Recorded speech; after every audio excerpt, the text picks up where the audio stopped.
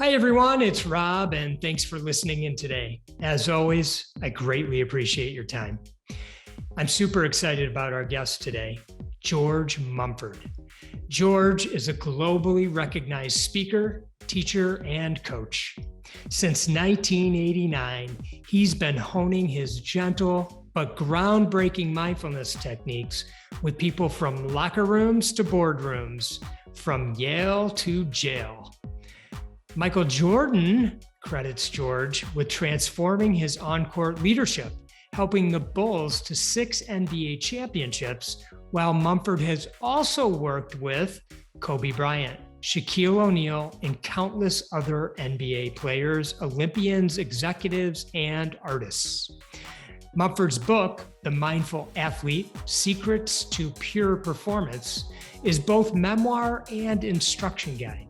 He believes everyone has a masterpiece within, which he can show you how to access. While at the University of Massachusetts, where he roomed with future Hall of Famer Dr. J. Julius Erving, injuries forced Mumford out of basketball and eventually into an addiction to pain medication and drugs. With the help of meditation and mindfulness, he got clean and made it his mission to teach and work with others, which he does so well. You will hear many, many nuggets of wisdom during our discussion, so please listen close and enjoy my chat with George Mumford. George, thanks for chatting with me today. I really appreciate you. I appreciate you, Rob. I wanted to start with a quote. And it goes like this: feelings come and go like clouds in a windy sky. Conscious breathing is my anchor. And that's from Thich Nhat Hanh, who sadly but joyfully passed away January 22nd, 2022. And I'm just wondering what comes to your mind when you hear that. Yeah, I've gotten a lot of my inspiration from Thai. And actually, my book was published by his nonprofit, Parallel Express. That is actually so amazing to stay anchored in the moment and using your breath and your body. He was a person that really brought mindfulness in a big way to a daily life, and just conscious breathing, just breathing in, breathing out. I know I'm alive. I know I'm here. Whatever the gata is, what he would call them. Whatever the little saying or the accompanying phrases or whatever, if you just use it breathing in and out, it's really powerful. When you were talking about it, it reminds me of that samurai poem where he says, "I make awareness my home." Awareness, my home. I make awareness my home. Mm-hmm. So it's really powerful what he said. His book, The Miracle of Mindfulness, Peace in Every Step, and continue to go on and on. But yeah, no, it rings to me. That's been my practice. That's what I encourage people to do. It's just to stop and breathe. Be still and know that you're breathing in and breathing out. It's that simple. Mm-hmm. And breathing in, feeling my body, feeling whatever's here, whatever emotion arises is just like clouds in the sky. They arise and they fade away. Mm-hmm. I wondered, and this might be a long shot question, but I was kind of curious about the date that he passed because it had so many twos in it. Is there anything to that? I don't know. I don't recall exactly when he passed away, but me being the seeker that I am, I'm going to try to find out if I can Google it. It was January 22nd, 2022. Wow. I have no idea, but it's interesting. It's interesting. I think, it's interesting. Yeah, there's a lot of twos in there. It's interesting you say that, because I'm always looking at this idea of like this year, there's going to be 22, 12 times. Right. Exactly. So we'll have a 6, 22, 22. Mm-hmm. Mm-hmm. that sort of thing, which is one day after the winter, the summer. Is it the summer equinox? I forget we call it. I think the winter solstice, Yeah. and this is the summer equinox or something Yeah. like that. That's right. It's the longest day. Not even though I think we have a June 6th, 1944, whenever it was, is the longest day. The movie, but actually the longest day is that day. Uh-huh. That day is the longest day, and then after that day, we lose 2 or 3 minutes of sunlight each day. Yeah. Yeah. So that's the apex, or the yeah. That's the I height. Yeah. I wanted to ask you about the name of your company, Eye of the Hurricane. Can you explain that? Yes. When there's a storm, a cyclone, or a hurricane, in the middle, there's an eye where it's peaceful and quiet and silent and still. Mm. And outside of that eye, there's the whirlwinds and the turmoil. And so we have this ability, we have this place inside of us, just like the eye of the hurricane, where it's quiet and still. So the example I use sometimes is if you go and you're in the ocean and you drop down below the surface and down to the depths where it's quiet and peaceful. So even though there's wind and there's turmoil at the top, at the surface, it can't touch the bottom. Down the bottom is just easy. And actually, one of the metaphors that Thich Nhat Hanh uses, he talks about this idea of stopping, calming, resting, and healing. And so he talks about you take a pebble or stone, you throw it into the river, and it drops down and it rests on the river bottom. Mm-hmm. And even though it might be fish or debris or whatever coming by, it just rests. And so we have that ability when we can just stop, be still and know. And then by stopping and being still and know, the cause is stopping. The result is the calming. And the calming allows us to rest, and the rest allows us to heal or to rejuvenate. Mm-hmm. When you say be still and know, what's the know part? Know that I am breathing in and breathing out, knowing that I am God, or knowing that the center, the universe, is right where you are. As I was reading a book by Eric Buttersworth, and he said that the center is everywhere, and the circumference is nowhere. So in other words, say that again, please. The center is where you are. Regardless, the center is here. The center is everywhere, and the circumference is nowhere. So it's like my seafood talked about martial arts. There's movement and stillness and movement. So whether I'm moving fast, whether I'm moving this way or that way, that still point, that silence, that eye of the hurricane is there.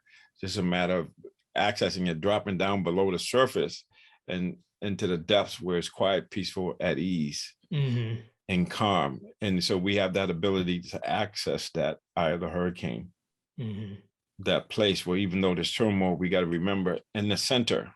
And where the center is where you are, the center is where I am. It's everywhere. And the circumference is nowhere.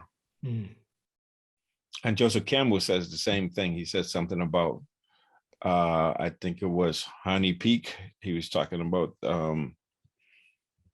the Indian sage there, the Native American sage there.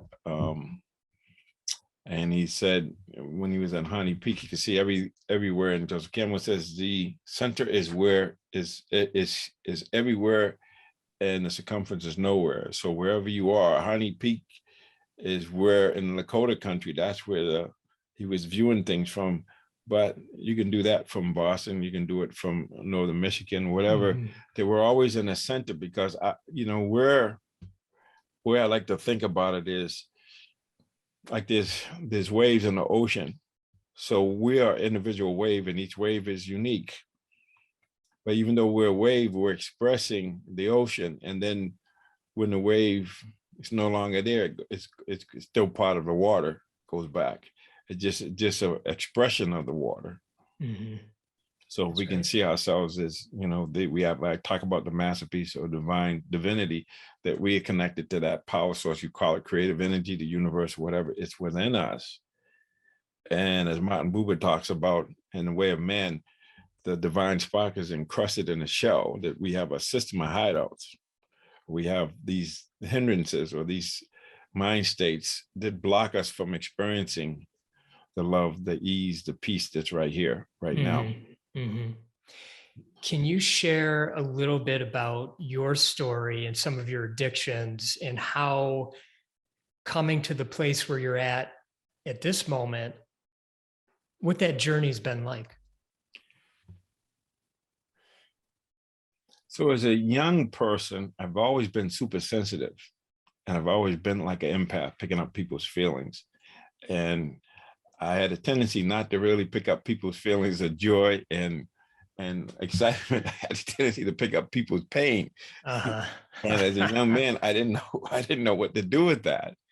And I when I would share with people, they tell me to man up, stop complaining, don't be so sensitive. But how do you explain when you're a young boy and somebody in your neighborhood moves and it's like, it feels like they just died? Or if I see a wino or see a street person, in those days we call them winos, but street person, and they were in the street, I'd feel sad. I'd feel the pain. I'd feel their pain. And so I had a lot of GI problems growing up and whatnot. And what happened was, I guess I was injury prone. And when I played sports, I got injured quite a bit. And so I got addicted to pain meds. And then, before I got addicted, I knew that they were a way for me to express myself, to get away from that pain and not to just turn inside, hiding out in plain sight. And so I got to the point where when I graduated from college and everything, I was very functional, but at some point the addiction caught up to me. And when I went into recovery, first thing I discovered was that I was self-medicating because I had chronic pain, migraine headaches and backaches and all of the signs of observable signs of distress. And so once I got into it, and I ended up getting into an HMO and called managing stress, and I learned about the mind-body process. I got introduced to mindfulness and meditation and yoga and Tai Chi, the mind-body modalities, but also just seeing things in a way where I was responsible for my healthcare. It wasn't for me to go in and have a doctor give me a pill or cut something out. It was really me being in partnership with them, but also giving them the inner, the state I was in, physically, mentally, emotionally, spiritually, and having that be part of the diagnosis or the treatment. And then also focusing on wellness, moving towards higher levels of wellness rather than just being that neutral where there's no stress. I mean, there's no disability, or there's nothing wrong, or it goes from being low discomfort to disability. It could go all the way to death. So it really helped me to realize that, okay, it could help me manage my stress and support my recovery. But what it did was it got me from surviving to thriving, and realizing that this was an amazing adventure to be on, the self-discovery, but discovery in general, to be a learner, to be a seeker. And I knew that when I got clean, I had this need to be intellectually stimulated, but now I call it pursuing excellence and wisdom with grace and ease. But for decades, it was no grace and ease. It was just, trying too hard and just seeking something instead of realizing that slow motion gets you there quicker.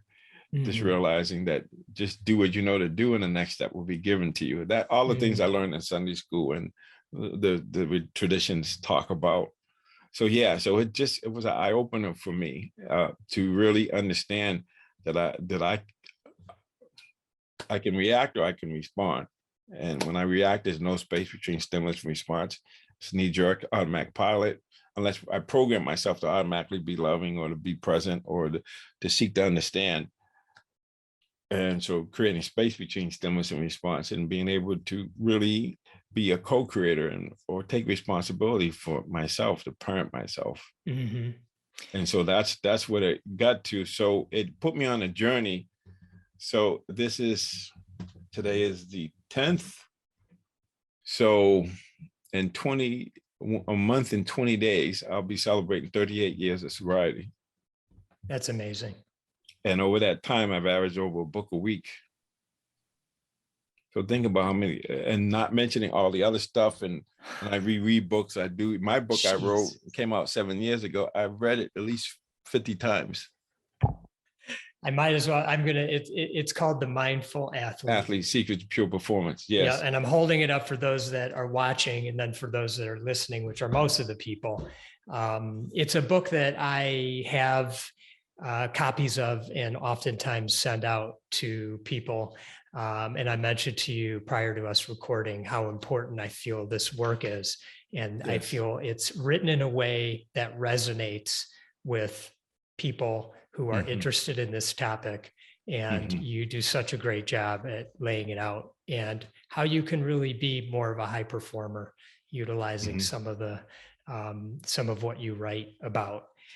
One of the things that I'm curious about is you went to UMass and you were an athlete there. And I don't know if it's coincidence that the mindfulness-based stress reduction clinic or whatever it is or was called at the time was there as well. Is that how you learned about mindfulness? Well, that's interesting because UMass, University of Massachusetts, there's different schools. Back when I was in school, there was UMass Boston. It was at a Boston campus, but wasn't residential.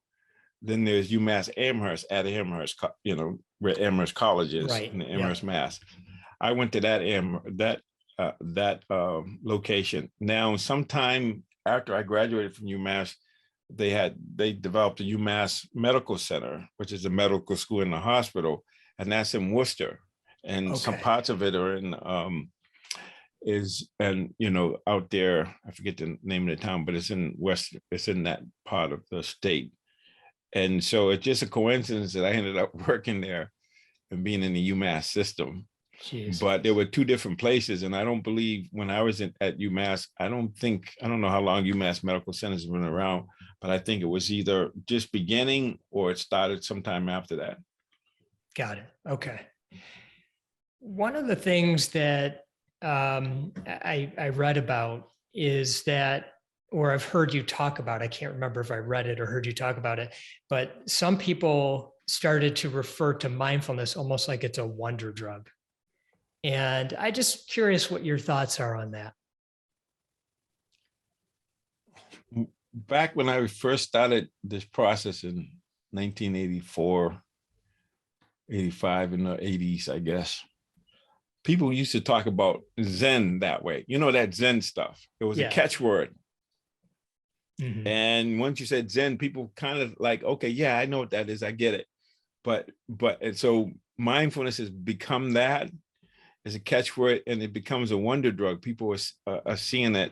It's a wonder drug. But I think we need to be very careful about the how people portray mindfulness. One reason I called the mindful athlete, I didn't want mindfulness in my title because it means different things to different people. But mindful, I think we can agree on what mindful means. It means being mindful of the time, mindful of your speech, mindful of how you're feeling, whether you're tired or whatever. So I think people, this is where you get challenged when you take something out of a system and put it in another context. And so when I talk about in my book, and that's one reason I wrote the book because of that, because people could take mindfulness and they can exploit, or you can be and I was just listening to this book called The Talent Code, and was talking about this bank robber who was very effective at robbing banks and being able to go in this place, how they're going to use, not using nitroglycerin versus whatever. So that's mindfulness, that's concentration, that's effort, but it's not right mindfulness, not right concentration, right off effort. So the kind of mindfulness I'm talking about is mindfulness that is guided by wisdom and morality or integrity. So it's the opposite of greed, hatred, and delusion. It's about, goodwill, kindness, loving kindness, compassion, understanding, but the opposite of that. So the opposite of greed would be generosity or letting go. I don't like the word renunciation or sacrifice. I think you can use those words, but I think it's more about being generous and letting go and being willing to share.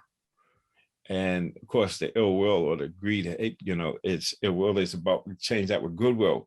To see the affinity in all of us, that getting beyond the illusion of separateness.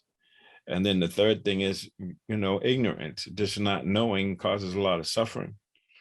And so when we think about wisdom, and that has to do with seeing things rightly or right view, and then right intention or right thoughts. And those are wholesome thoughts. Thoughts are the opposite of greed, hatred, and delusion.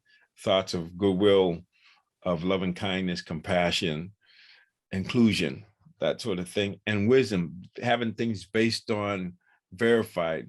You can have faith, but it has to be verified. And some stuff you can't verify it, but at the same time, you have to see if it's true. And that's the whole context of the Buddhist teachings, is on this idea of don't believe me, have a direct experience of the teaching. And so when people out there doing mindfulness, and that mindfulness is not guided by wisdom, not guided by right intention, not guided by right speech, right thought, right livelihood, or integrity, and it's interesting because the word performance could be how you would describe right speech, right action, right livelihood. Performing meaning not, the opposite, non-harming, loving kindness, actually being able to perform this goodwill, this be able to perform being a great neighbor or a community, part of a community where you're focused on the greater good.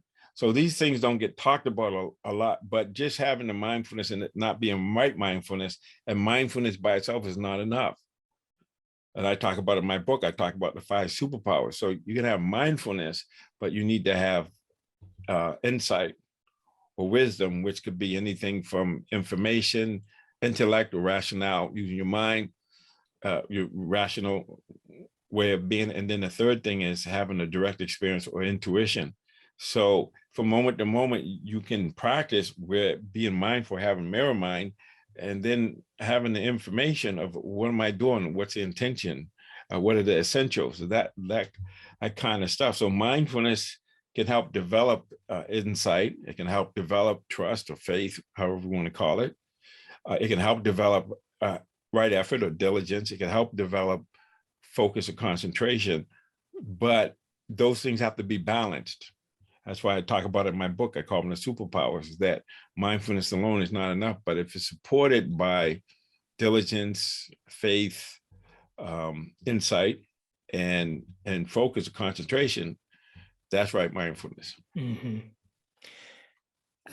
Something that often happens to me when I'm out talking, doing talks, or just out and about, is oftentimes people will come to me and say, I need to meditate. And I imagine maybe people say that to you often. And my question for you is, what do you say to that? And do they? What's their perception of what they're going to get from that? Yes. So the definition of what is meditation? What's the definition of meditation? So people have ideas about meditation, like, okay, I sit cross-legged, and I have to be in a certain place and do a certain thing, and I have to be quiet and I have to do certain things. And that's a very narrow definition of meditation. My definition of meditation is predicated on what it says in the dictionary. It says to meditate means to contemplate. And to contemplate means to look at repeatedly or to look at closely. So I'm with Dr. Dre when he says, I got my mind on money, money on my mind. That's meditation. So from the time we wake up to the time we go to sleep, do we know what we have our mind on and what's on our mind? And we are human, but we have this capacity that whatever we hold in mind, we manifest. So it's really important that people understand that you're meditating all the time. You may not be doing a formal meditation, but the contemplation is happening. And the real question is, are you aware of what you're thinking? And are you aware of what you're contemplating on? Are you aware of what you are manifesting?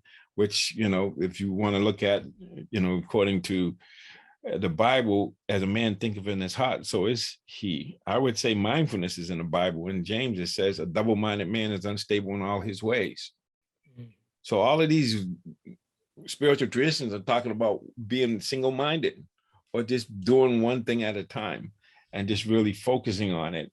But understanding to be mindful, you got to, what am I being mindful of, and how do I be mindful, and what kind of mind do I need to be observing this process? And so there's all of these questions that can be answered just by your experience and noticing, okay, so when you get frazzled or when you're in a high state of arousal, how do you calm down? And if you're too calm and you're kind of sluggish, how do you raise energy so that you have some ease, but you have some alertness as well? Mm-hmm. And that's why I talk about the superpower. So when if you are diligent or you're trying too hard, that doesn't work. If you don't try hard enough, that doesn't work. It has to be balanced, like a violin string or a guitar string. It has to be not too tight, not too loose for you to get the. So we have to do that. Everything we do, there's effort, but then it has to be balanced by concentration and poise. And concentration is what? Just not non-distraction, not being pulled by desire or discontent, but just to be in the moment. Remember the moment, remember what we're doing. And this is really simple stuff, but it's challenging because we don't do it. And the same thing with insight. Okay, you can have a lot of insight, but if you don't have it balanced with faith or trust, then you become cynical. And if you don't have too much trust and not enough verified trust, then you become polyamorous, and you're like, you're just not, it's a house made of sand. It's not a foundation. And so we need these things. And so when we talk about mindfulness, you cannot be mindful without the support of insight, diligence, concentration, and faith. Just not possible. I think I heard an interview with you once, and somebody asked you what your meditation routine was. And I believe your answer was something along the lines of, it's every moment. Yes. I practice from the every time moment. I wake up for the time I go to sleep. Now, am I able to do it? No, all the time. On a good day, I can do it sometime, but it's the intention and it's the recognition of the opportunity to be present and to be fully engaged and fully deployed no matter what I'm doing. Right. Can I be fully here? And when I'm not here, can I recognize I'm not here? So people have this idea that when you sit and you start to watch your mind, when you go inside and you just focus on just your breathing or conscious breathing or just the fact that you're sitting and breathing, first thing you notice is your mind won't do it. It's all over the place. But when you're mindful that you're not mindful, you're being mindful. So, but we have this idea, I'm not doing it. Yeah, you are doing it. It's just that it's unpleasant. And by seeing it, and there's something about when I talked about what Thich Nhat Hanh talks about stopping, when you can observe, when you can be a silent witness and uncritically observe your experience and notice your mind's all over the place, but if you're not identified with it and you just notice it, it could just be like background music in a restaurant. You can just notice it and be a silent witness, observing uncritically so that you're not pushing it or whatever, because on some level, you want to see where those thoughts are because they have themes or they're telling you something. So the thoughts could be positive or negative. We can just look at it that way. Okay, is it positive or negative? Just like, am I in survival mode or am I in growth mode? If I'm in survival mode, I'm in fight, flight, freeze, foraging for food, and reproduction. That's the reptilian brain. You need to understand that when there's no space, we're reactive. We need to create space by be still and know, or just to pause and say, okay, what is this? So why don't I let what's coming at me, what the data is, what the raw data, and we only have a short period of time where we're just seeing the raw data before there's an influx of self self-importance, abstract thinking, associative thinking. Oh, I remember what this is. So you're looking at what's happening now based on what you already know, instead of letting the present moment speak to you in its own language. So we have this idea of being efficient but not effective, where we just thin slice, or how we want to say it. We see something and then we say, oh, that's what it is. And we jump to conclusions without creating that space where we're getting more and more data before we go in and say, this is what it is. And so we have to have that space where we're just letting things speak to us in its own language without interpreting it too early, or just self-interest or whatever, because the mind can override things and say, oh no, I'm not going to do that, and just cut it short and just do that. So this whole practice is being able to see things in new and fresh ways, because everything is different. Things are changing. You can have the same content, but it's a different context. And the way you were yesterday is not the way you are now.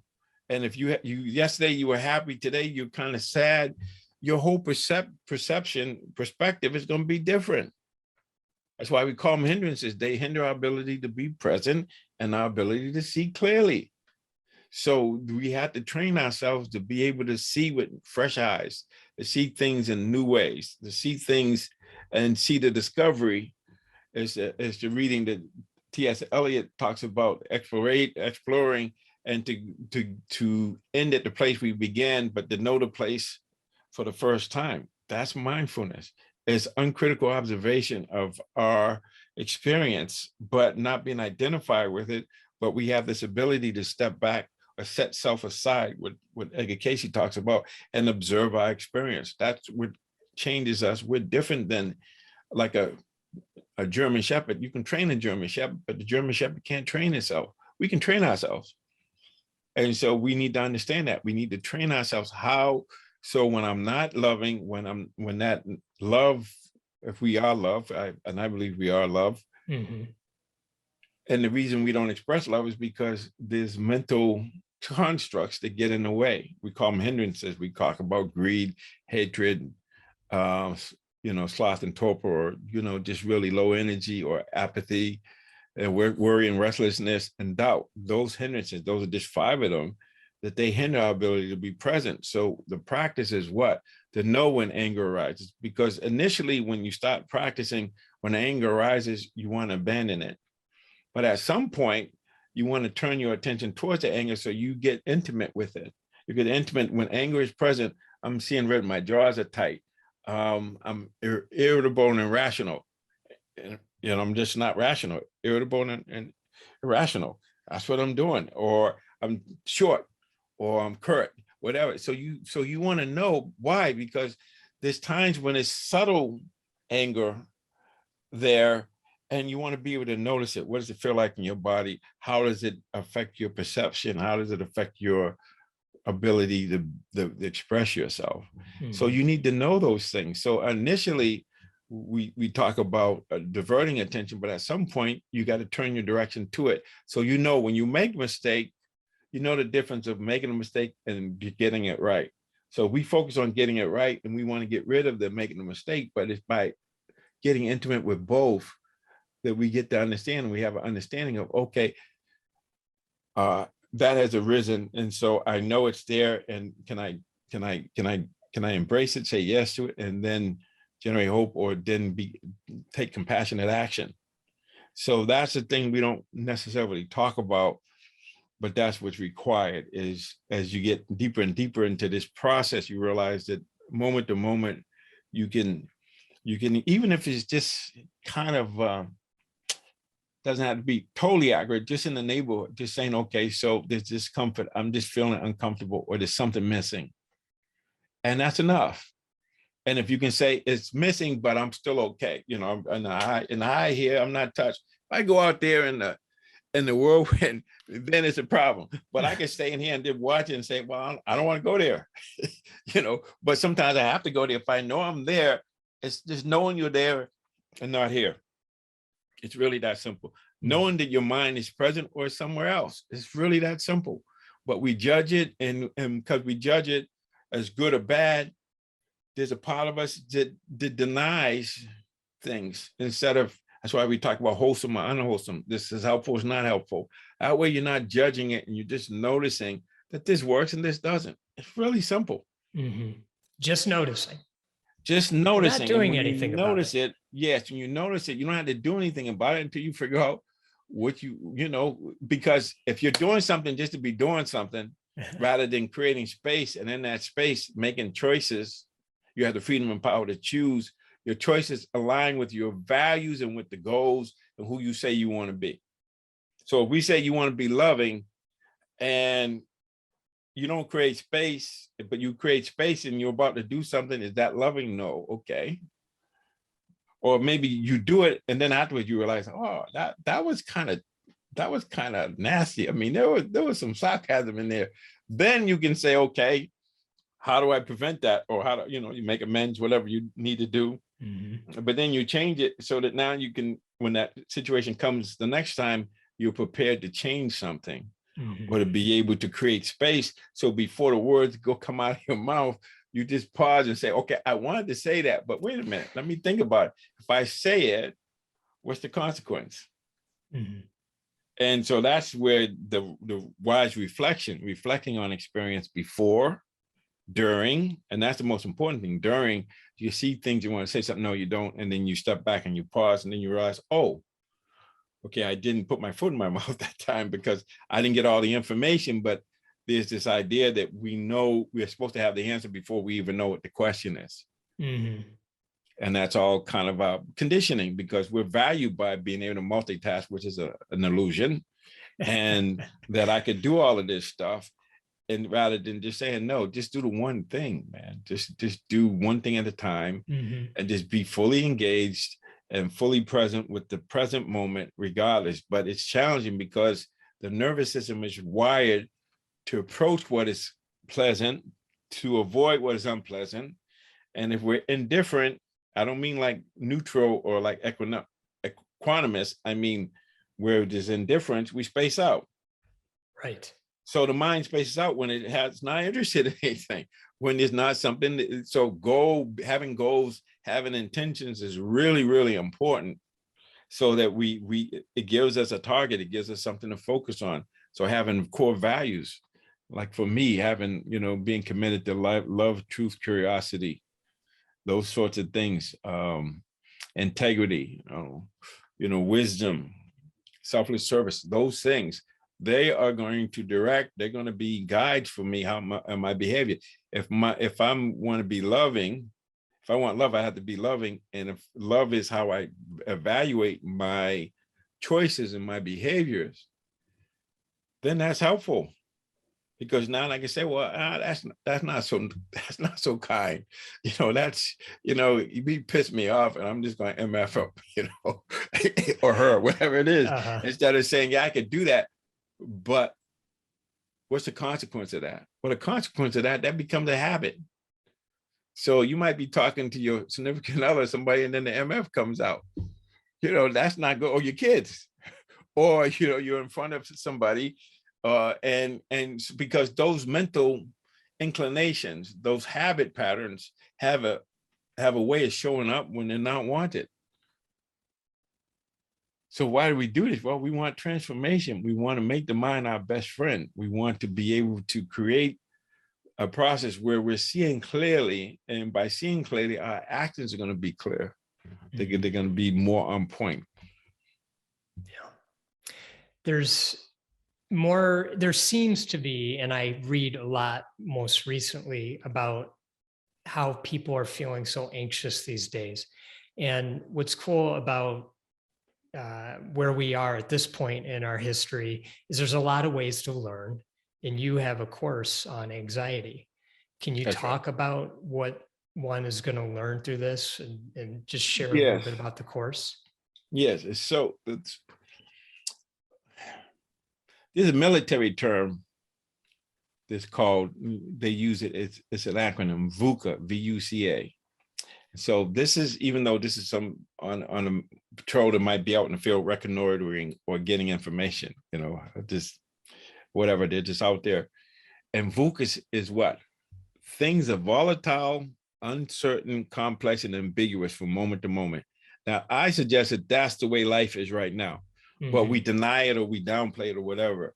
So if we know that, then how are we going to be in the eye of the hurricane, or how are we going to embrace that? Because you can't push it away or pull it towards you. It's about what's the lesson? What do we need to see? And so uncertainty or anxiety, I have this penny here. So I'm going to really rev it up. So one side of the penny is heads. That's freedom and power to choose. That's potential. That's freedom. The other side of that coin is uncertainty or anxiety.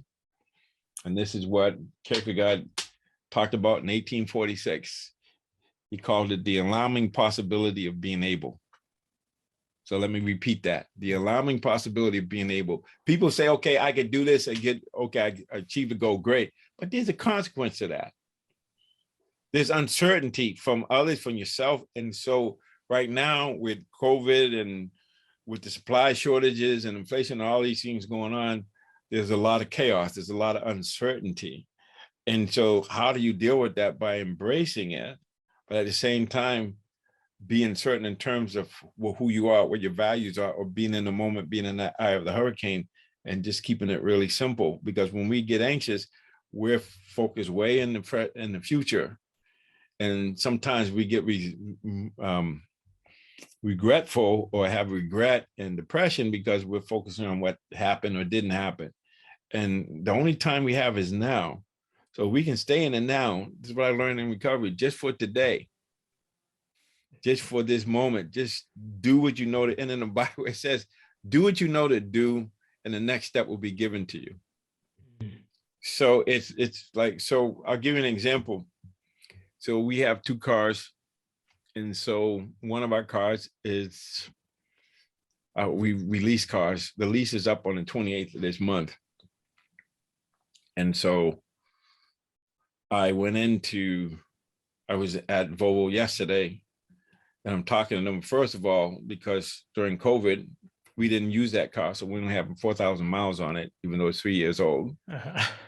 And we go into the dealership, and I had already decided that it makes sense for us to buy the car because we have the lease we can buy out.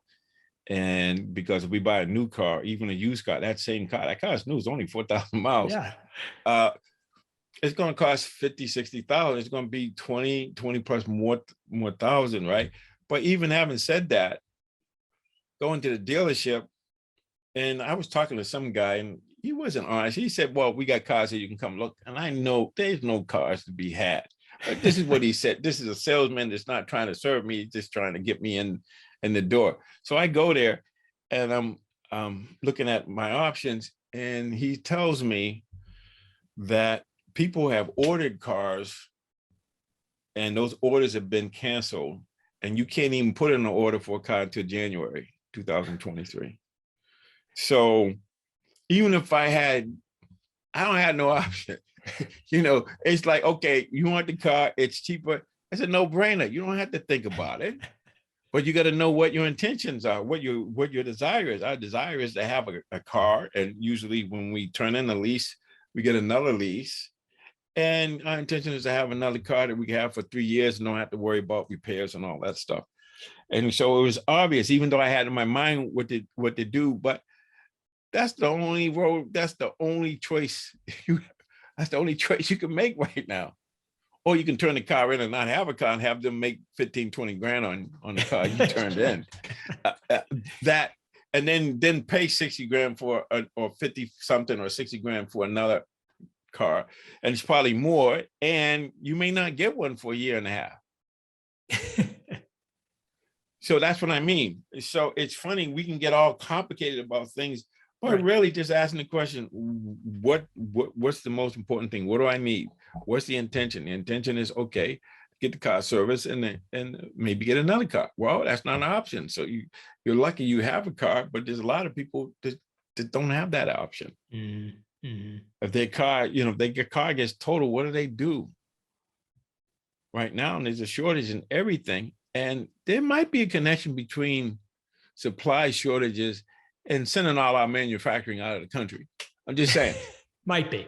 Yeah. So penny wise, pound foolish. Mm-hmm. So that's how simple this is. I find that this practice helps me more and more every day, and to get more. But the thing is, it's the repetition and the error correction. And I heard somebody say, try, fail, again, fail better. Feel So better. fail better. So it's all about, like I said, embracing it and saying we learn more from the failures than we do about the successes. And so we have to really just pay attention and keep it really simple. What do you want? What's your intention? How do you want to do it? And what are your values? Can you express your values and your actions? And if you say you want to be a loving person, a compassionate person, then that is the behavior. It starts with your intentions and see the right view. So if your mind is right, everything else is right. So if I'm in love, then everything else is going to flow from that. Right. Yeah. In your course, which is an online course, is it recorded, or are you on there live? No, it's a recording. Right. It's a recording, and it takes you through practices, and it talks about certain concepts. So it'll be me talking on there. Great. We'll have a link to that. Yeah, you have a link to that. And I have an online course, the Mindful Athlete course online. Yes. And we've been doing that for, I think we just had our 5th session. And so we have 6-week study groups twice a year, one in the spring and one in the fall. And this past one, we just had, we called it Practice for Life. Your life is your practice. So 6 weeks, so we had a theme for it, but we go through the 5 superpowers and had a theme for it. Prior to that, it was Be Courageous. And I think the one before that was on resilience. And then, so there's been on. So when somebody joins my online course, it's a lifetime membership, and they have access to those 30 sessions during the 6-week study groups, where we meet once a week for 6 weeks. But I also do quarterly calls. So I think I believe next week, I'm going to do a quarterly call. So once you're in the course, you can do it over and over and over. And we've had a cohort of people that have done it multiple times. And this last time, they talked about how much more they got out of it. See, this is the thing we have to understand. That's why I read books over and over. You can't get everything in the first go around. It has to be a contemplation. It has to be something that you're reflecting on and then practicing. And when you do that multiple times, so they say to be an elite performer or be a master in a field, you have to get in 10,000 hours or 10 years or some combination of that to get to that elite level. Right. So if you think about just wanting to live life more fully and creatively, then that means we got to practice like an athlete, and we have to really continue to learn from our mistakes. But it's the repetition, what I call the circular learning, over and over, and getting at it from different contexts. So we're talking about, mindfulness, the power of mindfulness, of, diligence and concentration and insight and trust, that by applying those to these themes gives you a different view of it, and then you get a deeper understanding of it. So it becomes a way of life. It becomes a way of being, because you're doing it many, many times. And at some point, it's going to click. You're going to get the aha, because things are starting to make sense. But you have to have the willingness to do the work, to actually do the practice, and to get a direct experience of it. Because once you get a direct experience of, when I'm talking about being the eye of the hurricane, or it's possible for you to have a sweet sorrow. You're sad, but then there's also peace there.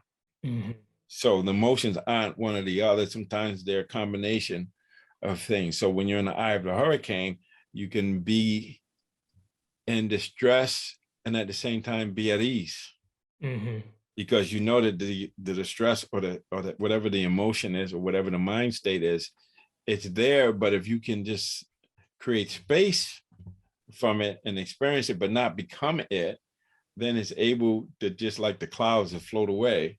rather than you having Velcro on your hand and that it being Velcro, and whether you push it or pull it towards you, you're stuck and it hangs around a little bit longer because you're not letting it process through. And so it's just understanding that, yeah, it's when you can develop that centeredness, when you can develop this ability to just see things uncritically and not identify with the emotions or with the behavior, then there's a lot of freedom there. You have the space where you can actually see, okay, how can I do this? This is how I can detach or not be attached, or to just let it be there without saying that's what I am. That's just a passing, like everything else is impermanent. It will rise and fade away. So that analogy of the clouds is really important. The Mindful Athlete course is not just for athletes. No, it's for everyone. Yeah. Thank you for saying that. The reason I call it the Mindful Athlete Secret to Pure Performance is because I'm talking about working with elite performers and whatnot. But the reality is that to be a mindful athlete, you have to be a mindful person. And so you can't separate who you are as a person versus who you are when you're competing, even though you might have some people who are more outgoing and more provocative on stage, and then in person they kind of withdrawn or whatever. I'm not necessarily talking about that. I'm talking about a way of life, so that you're being mindful no matter what you're doing, whether it's practice, work, love, or play. To be a master in the art of living is one who doesn't distinguish between work, love, and play. They're always pursuing excellence in whatever they do. So as Socrates said, excellence is a habit. And so this is the whole point, is like having the masterclass on anxiety during the time of COVID. I specifically wanted to develop because there's a lot of uncertainty. There's a lot of anxiety around. And so how to deal with the anxiety, how to embrace it and use it as a teacher. It becomes your teacher, and you understand that you can experience anxiety and not be identified with it. And that you understand that it's just a natural course. It's anxiety, the VUCA, it's just there, but can we embrace it? Because the more we try to push something away or deny it, the B and D, the denial and the blame, or the blame and denial, you don't take personal responsibility. You can choose. You're the only one that can choose. It's an inside out. It's something that you have to own and realize that, oh, I'm happy. How did I get happy? Well, I did this. Okay, so if I understand that, then I can be happy more. If I'm sad, why am I sad? Okay, so what's the lesson? What do I learn from that? And you're going to always have sadness, but can you be sad for appropriate amount of time, or be stuck in the sadness where you become the sadness and you don't let it process through? Right. You have received much recognition because you have worked with athletes over the years. In fact, I believe somebody started calling you the Performance whisperer. Performance whisperer. Yes. Who was that, and what is that? How did that come about? I think I was doing I'm trying to think of who it was.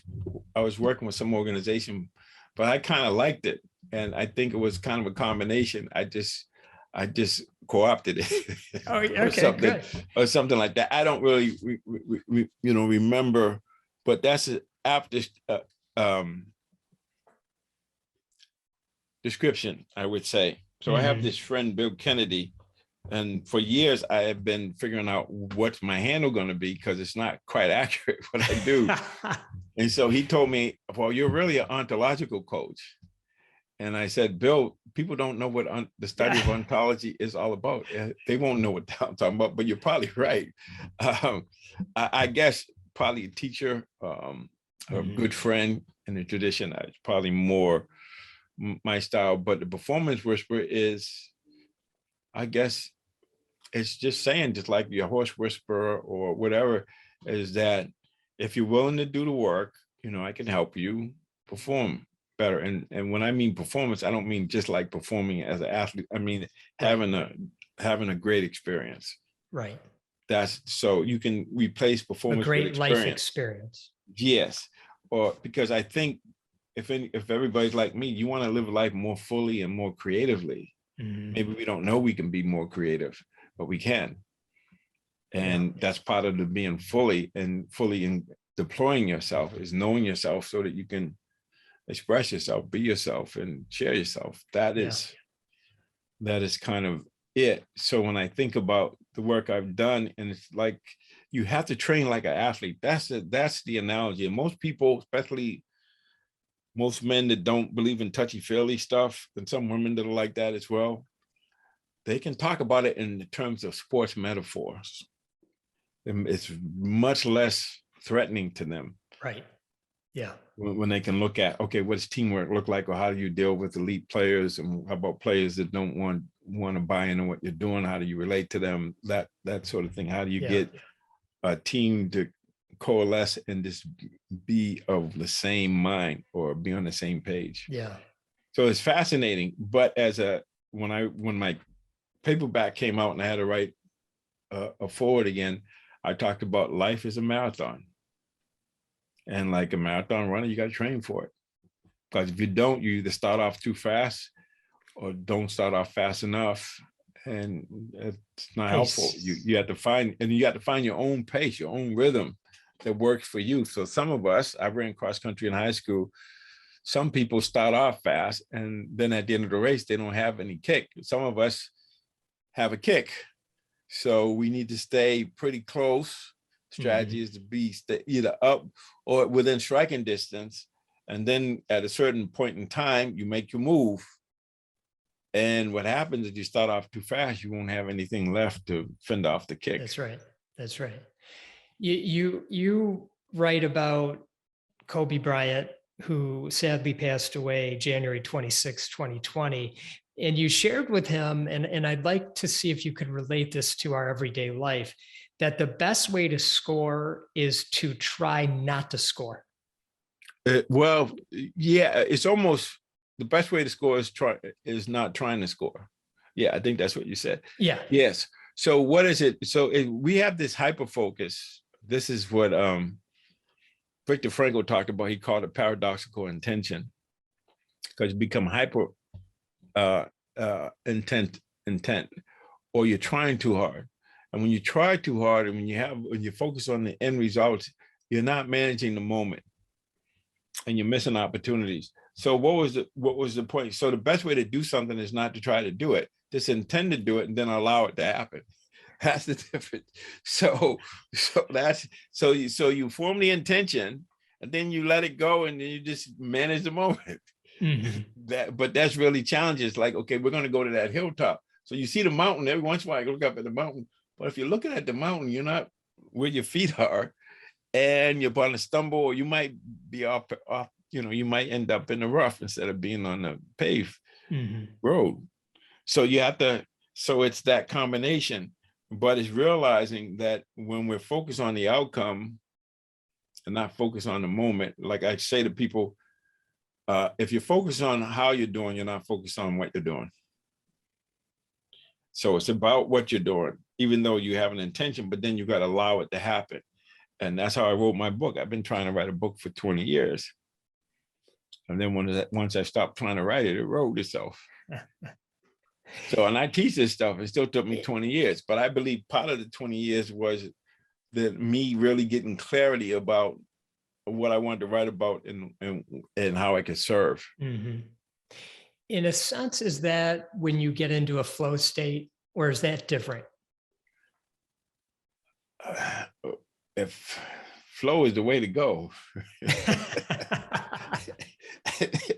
So there's conditions for flow. Herbert Benson talks about, he calls it the breakout principle. He says that you struggle with something, so you really struggle with it. And then once you let go and you go off and you go for a walk and everything, you get the breakthrough. And then you get into flow. It's just happening. And then you return back to normal, but you're at a new normal. So when Csikszentmihalyi talks about flow of being in the zone, he talks about challenges and skills are high.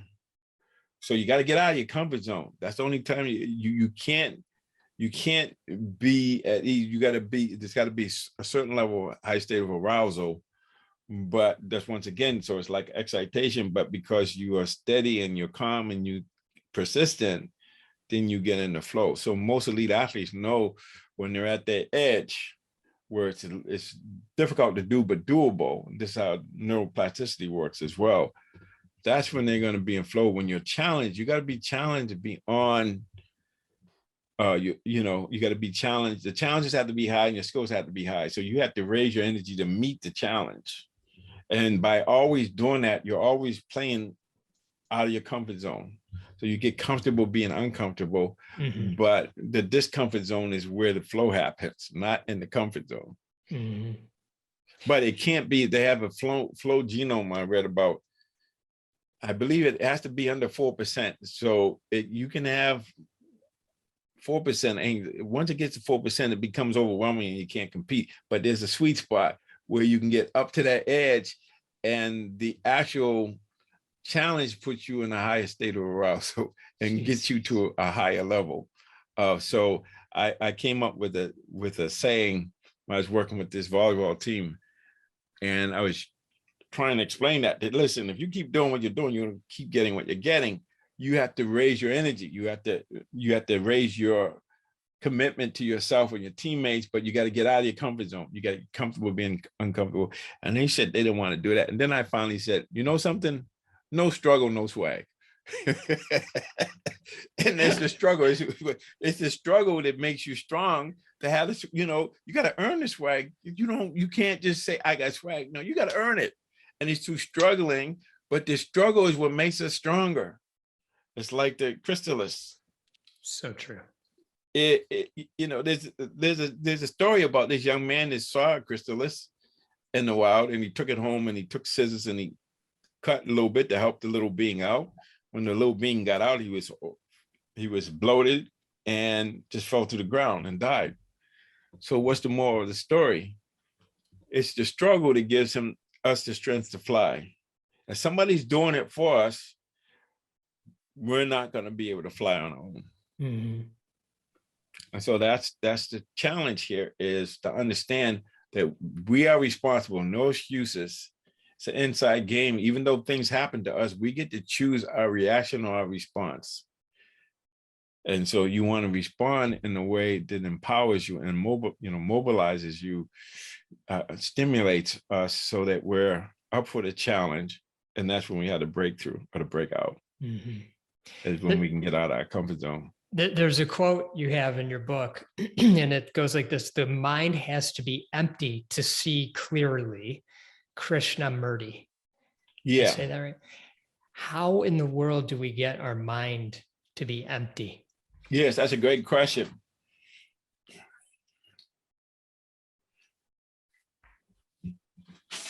So I'm going to use this back of the paper. So if I give you a piece of paper, there's all this writing on it, and there's no room to create. But if we can get rid of the noise and the clutter, there's nothing there. But because nothing's there, everything is there. So it's not about emptying the mind. It's just letting things be, like background music in the restaurant. It's not that your mind is totally empty, but you're not focused on anything. You just have this open receptivity where, because it's not cluttered with what you're going to do later or what you did yesterday or how well you're doing now, you're just able to be in that silent, that eyed hurricane witness where there's nothing there. You're not thinking about anything, you're allowing. So that's what I was saying to Kobe. If you try to score 32 points in a game, so you're going to have this idea you got to score 8 points in each quarter. So in the first quarter, you only scored 2 points. Then the next quarter, you got to score 10 points. So you're putting in, and so I said to him, by not having a goal and just letting the game come to you, and just be open, have the intention. Yeah, I want to score 2 points, but I'm going to be open to how it happens. So I'm going to be yang in intention, strong in intention, but yin in process. Just be flexible and just be with what is. Oh, he had 16 points in the first quarter. Try not to score. So you understand what I'm saying? So it's like you can form the intention, but then you got to allow it to happen. Mm-hmm. And that's very challenging because you got to have faith and you put in all the work, but because you don't know how the game's going to go. So you may have a lot of opportunities in the first quarter that you don't have in the last three. And if you're saying, well, I got to pace myself and say, no, whatever's there, you got to make that play. Mm-hmm. And where does patience fall into this? Patience is a virtue. You can have patience when you have the faith that what you're trying to do is going to happen. Mm-hmm. So you got to work on patience. So I remember I used to say, I wanted patience yesterday. But it's patience is something you have to work on, which you have to just, you get what I'm saying? So it's like, it's, I don't want, every time I ask for patience, I got to go through an ordeal, man. I don't want to go through that. So, but what you realize that it's your time and not the time that's there. So when we get impatient, because why? Because we don't have faith that what's going to happen is going to happen. And so we need evidence. And so faith is the substance of I forget what it's something like faith is the substance of things hoped for, the evidence of things unseen. So when you have faith, that means you have a direction with the higher power or with God or with the universe, which is strong, where you say, I don't know when it's going to happen, but it's going to happen. So I'm not going to worry about it. That's having faith, right? Mm-hmm. Or trusting in the process, trusting in yourself. So to the degree that we have faith, we can be courageous. To the degree that we know that all we have to do is do what we know to do, and the next step will be given. I don't know how it's going to happen, but it's going to happen. Now we can be patient, because if you don't know it's going to happen and you're impatient, you're going to do the very things that prevent you from doing what you want to do. Mm-hmm. That makes sense. I know it's kind of complex, but it's really, patience is just a virtue. It's a reflection that you trust that it's going to be okay. Now, some of us have patience when we shouldn't have. But the thing about patience is also, it's not passive. It's like, okay, so I know if I just be in a moment and just go with what is, it's going to work. So you're patient and you stay in that process. But if you're not patient, then you break the process because you don't think it's going to work. And instead of having the persistence, the stick-to-itiveness, the commitment, just do it. But that's why we have to be able to know what works and be able in real time to self-evaluate and make adjustments on the fly. So you got to keep changing what you're doing until you can do what you're doing. But if you're committed to a process that says, I'm just going to let the game come to me, and let's say in the first quarter, you don't score any points, but you stay in the process. In the second quarter, maybe you only score 10 points, but in the third quarter, you might score 30 points.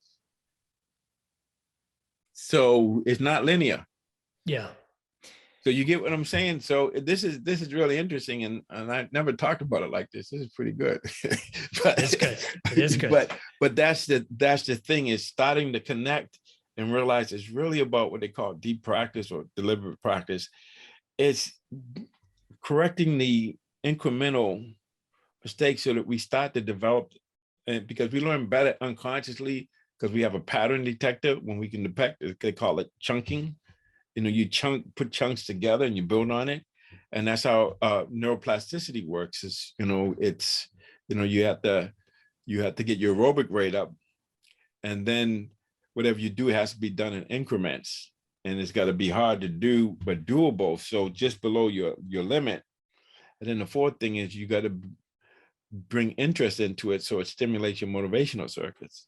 So we know this. So everything is. So there's a saying that I learned about a month ago, and I've been playing it to death. Slow is smooth, smooth is fast. Slow is smooth, and smooth is fast. So that's really talking about momentum. That's good. That's really talking about 1 + 1 = 6. Mm-hmm. So you keep moving, and then all of a sudden there's a jump. when Kobe Bryant, who for those that aren't familiar, which I'm sure most are, but he's an NBA player in the professional basketball in the US. So some of our listeners are not in the US, may not follow this sport, but was quite well known. He scored like 80 points one game or something 81. like that. When you either heard about it or saw it, did you have a big smile on your face or what? He and I talked about that actually, because I asked him back in 2015. I was writing my book, and he invited me out to LA to hang out with him. He was getting to the end of his career, and we were talking about stuff. And I said, Kobe, do you remember when I told you the best way to score is not to score? He said, yes. And he remembered every damn thing I told him. He has one of those minds. Yeah. He reminded me, and he called me out because we have a really close relationship, and he's learned a lot from me, and he wanted to talk about his career after basketball and wanted me to be a part of that discussion, and hopefully doing something together. But unfortunately, he passed away before we could make that happen. Yeah. But yeah, he was very coachable. I'd say the best students were probably MJ and Kobe. And people would ask me, first was MJ, and they say, is he coachable and teachable because he's good, or is he good because he's coachable and teachable? I used to say it's a combination of both, but I think he's a seeker. He has this commitment to learning and to excellence, that where he gets stimulated and he gets, it's a joy for him to learn how to do things and to be able to express himself. Yeah. And for those that don't know who MJ is, that's Michael Jordan. Michael Jordan. Yeah, and I'm sorry. He's pretty well known, but also now a retired basketball player. But I've had students, most of my clients have been female athletes and female executives and stuff like that. But I work with all sorts of folks, but it's the same drill. It's really about knowing. So there's 2 podcasts I've done. And well, I won't say it because you might ask me the same question. So I'll leave it alone. I'll just keep it open. No, please go. No. Okay. Please say what Our job here on earth is to be who we are, our unique selves, and commit to that masterpiece within I talk about, or divine spark, or whatever. Our job is to release it. We have a system of hideouts, or we have it encrusted like that chrysalis. And our job is from the inside out, how to break out. But it's the breaking out. It's getting rid of the noise, the cloud, getting rid of the shell that allows us to have the strength to fly and to be who we're supposed to be. And that's an inside job. No one can tell us that. It's something, and it's a book called Let Your Life Speak. And it's similar to what I said about Kobe and about writing my book, is that if we can be still and know, if we can get rid of the noise and clutter, then it will express itself and we will know it. It's to talk about hot searching is what Buber talked about, but just be still and know and listen to yourself. There's a wisdom inside, and there's a self just waiting to be released. Yeah. George, thank you so much for your time with this today. I am so grateful to you. Yeah, well, it was a lot of fun, man. You're like an encyclopedia, by the way. I'm sure you've been told that, but holy smokes. Yes, well, I should have mentioned I'm a recovering perfectionist.